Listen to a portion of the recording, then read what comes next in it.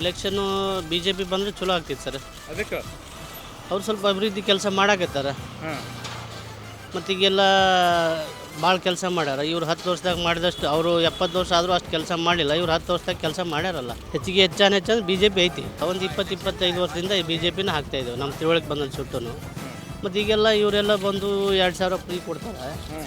ಆಮೇಲೆ 100 ರೂಪಾಯಿ 20 ರೂಪಾಯಿ ಬಾಂಡ್ ಇದ್ದಿದ್ದು ನಾವು 100 ರೂಪಾಯಿ ಆಗೈತಿ. 100 ರೂಪಾಯಿ ಬಾಂಡ್ ಇದ್ದಿದ್ದು 300-500 ರೂಪಾಯಿ ಬಾಂಡ್ ಆಗೈತೆ. ಮತ್ತು ಇಂಥವೆಲ್ಲ ಎದಕ್ಕೆ ರೀ?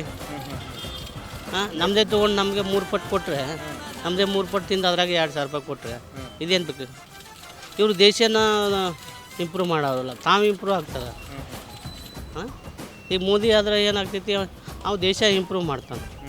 ಮತ್ತು ಅಂಥವ್ರು ಬಂದರೆ ಒಳ್ಳೇದಲ್ಲ. ಓಕೆ, ಈ ಸರಿ ನೀವು ಮೋದಿ ನೋಡಿ ಓಟ್ ಹಾಕ್ತೀರಾ, ಜೋಶಿ ನೋಡಿ ಓಟ್ ಹಾಕ್ತೀರಾ? ಜೋಶಿನೂ ನೋಡ್ತೀವಿ, ಮ್ಯಾಗ ಮೋದಿನೂ ನೋಡ್ತೀವಿ. ಅವ್ರಿಗೆ ಓಟ್ ಹಾಕ್ಬೇಕು. ಅವ್ರಿಗೆ